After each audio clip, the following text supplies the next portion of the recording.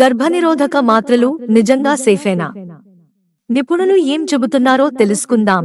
ఈ మధ్యకాలంలో 18 నుంచి 49 ఏళ్ల మధ్య యువతుల్లో కనిపించే క్రిప్టోజెనిక్ స్ట్రోక్, ఏ కారణం లేకుండా మెదడులో రక్త ప్రవాహం ఆగిపోవడం పై పరిశోధనలు జరిగాయి.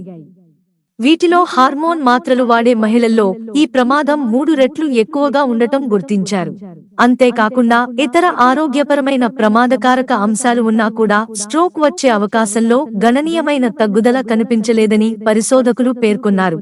నిపుణుల వివరణ ప్రకారం హార్మోన్ మాత్రల్లో ఉండే ఈస్ట్రోజెన్ అనే పదార్థం రక్తం గడ్డకట్టే ప్రభావాన్ని పెంచుతుందని తెలియజేశారు.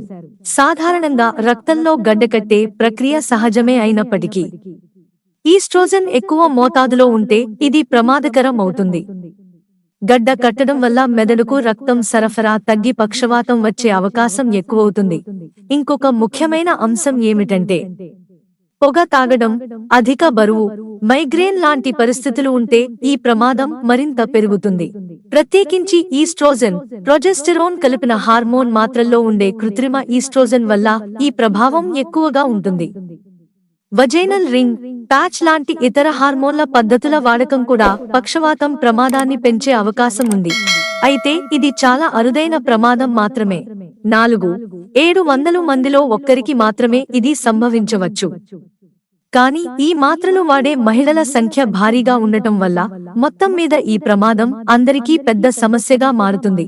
అయితే ఈ ప్రమాదాలను అర్థం చేసుకోవడం చాలా ముఖ్యం.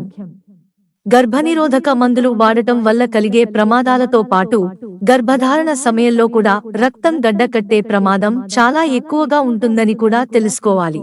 అందువల్ల తల్లి బిడ్డ ఆరోగ్య ప్రయోజనాలను అన్నింటినీ పరిగణించి జాగ్రత్తగా ఎంచుకోవడం అవసరం.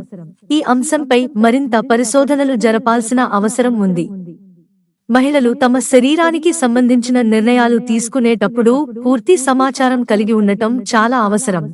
ఈ మాత్రలు వాడటం వల్ల కొంతమేర రక్తం గడ్డకట్టే ప్రమాదం పెరుగుతుందని తాజా అధ్యయనాలు సూచిస్తున్నాయి. కానీ ప్రతి వ్యక్తి పరిస్థితి వేరు కావడం వల్ల వైద్యులతో మాట్లాడి ఆలోచించి నిర్ణయం తీసుకోవాలి. ఇలాంటి మందుల వాడకానికి ప్రత్యామ్నాయాలు ఉంటే అవి కూడా పరిశీలించాల్సి ఉంటుంది.